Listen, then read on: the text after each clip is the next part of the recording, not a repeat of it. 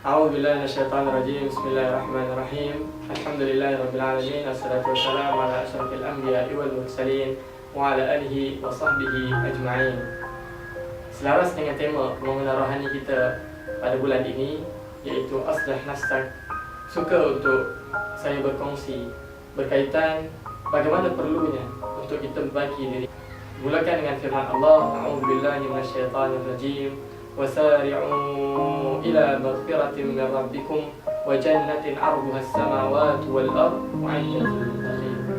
Dan bersegeralah kamu kepada pengampunan daripada Tuhan kamu.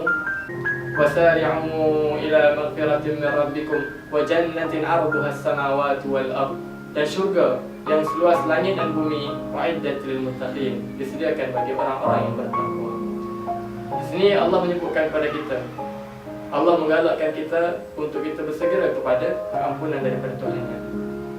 Sebenarnya memperbaiki diri ini merangkumi banyak perkara. Merangkumi dari sudut akhlak, dari sudut ibadah, dari sudut ilmu dan sebagainya. Cumanya saya akan memfokuskan kepada satu sudut, iaitu memperbaiki diri dari sudut dosa kita. Nabi SAW juga menggalakkan kita untuk kita memperbanyakkan taubat dan beristighfar kepada Allah SWT. Disebutkan dalam banyak hadis-hadisnya. Disebutkan dalam hadis qudsi, firman Allah, Ya ibadi, innakum tukhti'una bil-laili wan-nahar wa ana aghfiru dhunuba jami'a fastaghfiruni aghfir lakum. Wahai hamba-hambaku, semuanya kamu ini melakukan dosa pada malam dan siang hari. Innakum tukhti'una bil-laili wan-nahar wa ana aghfiru dhunuba jami'a. Dan aku ini mengampuni dosa kamu seluruhnya. Fastaghfiruni aghfir lakum. Mintalah ampun kepadaku, nescaya aku ampunkan dosa kamu. Dalam hadis qudsi yang lain, Allah SWT menyebutkan betapa besarnya rahmat Allah SWT mengampuni dosa hamba-hambanya. Firman Allah dalam hadis qudsi, Ya ibadi, law balaghat dhunubaka 'ala as-sama' thumma astaghfartani ghafartu laka 'ala ma kana minka wa la ubali. Ya ibadi, law balaghat dhunubaka 'anana as-sama' thumma astaghfartani ghafartu laka. Wahai hamba-hambaku, sungguhnya walau sekiranya dosa kamu ini mencapai langit dan law balaghat dhunubaka 'anana as-sama', sekiranya dosa-dosa kamu ini mencapai setinggi langit, thumma astaghfartani, kemudian kamu mohon ampun kepadaku, ghafartu laka, aku ampunkan dosa.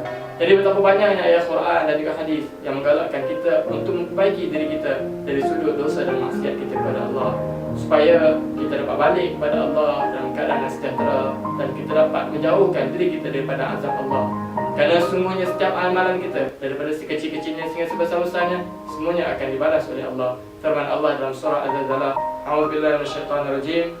وَمَنْ يَعْمَلْ مِثْقَالَ ذَرَّةٍ خَيْرًا يَرَهُ وَمَنْ يَعْمَلْ مِثْقَالَ ذَرَّةٍ شَرًّا يَرَهُ. Barang siapa yang melakukan kebaikan walaupun sebesar zarah akan dibalas. Dan وَمَنْ يَعْمَلْ مِثْقَالَ ذَرَّةٍ شَرًّا يَرَهُ. Dan barang siapa yang melakukan kejahatan walaupun sebesar zarah akan mendapat balasannya. Justru saya menyeru kepada semua hadirin dan hadirat untuk sama-sama kita memperbaiki diri kita. Bismillahirrahmanirrahim. Alhamdulillahirabbil alamin. Wassalatu wassalamu ala asyrafil anbiya'i wal mursalin wa ala alihi wa sahbihi ajma'in. Assalamualaikum warahmatullahi wabarakatuh. Mengislahkan diri. Apabila kita bercakap mengenai mengislahkan diri, kita tidak dapat lari daripada bercakap mengenai bertaubat, iaitu kembali kepada Allah dan meninggalkan perbuatan dosa. Rasulullah SAW pernah bersabda, setiap bani Adam itu melakukan kesilapan dan sebaik-baik orang yang melakukan kesilapan adalah mereka yang bertaubat. Sahabat-sahabat yang dirahmati Allah sekalian, setiap manusia itu melakukan kesilapan, sama ada kesilapan yang besar ataupun kesilapan yang kecil. Namun, pengampunan Allah itu sangatlah luas. Allah sentiasa membuka pintu taubat untuk hamba-Nya dan menyuruh kita sentiasa mengislahkan diri dan membaiki diri ke arah yang lebih baik. Allah sekali-kali tidak mengukur betapa banyaknya dosa seorang itu, keturunannya atau harta bendanya untuk menerima taubat seorang hamba. Persoalannya, mengapakah kita perlu mengislahkan diri kita? Sahabat-sahabat yang dirahmati Allah sekalian, untuk merungkai persoalan ini, kita perlu memahami apakah tujuan sebenar kita hidup di atas muka bumi ini. Allah Subhanahu wa taala telah berfirman dalam Al-Quran, A'udzu billahi minasyaitonir rajim. Wa ma khalaqtul jinna wal insa illa liya'budun. Tidaklah kami jadikan jin dan manusia itu melainkan untuk beribadat kepada-Ku. Sahabat-sahabat yang dirahmati Allah sekalian, dunia yang kita duduki pada hari ini hanyalah persinggahan dan merupakan perjalanan untuk kita menghadapi hari akhirat kelak. Oleh itu, tidak dapat tidak untuk kita menjadikan keredaan Allah itu sebagai tujuan utama kita hidup di atas muka bumi ini, dan kita berusaha untuk kembali kepada Allah pada hari akhirat kelak dalam keadaan suci dan bersih. Allah Subhanahu wa taala berfirman dalam surah Asy-Syams, A'udzubillahi minasyaitonirrajim. Qad aflaha man zakkaha wa qad khaba man dassaha. Sungguh beruntunglah orang-orang yang menyucikan jiwanya dan sangatlah rugi bagi mereka yang mengotorinya.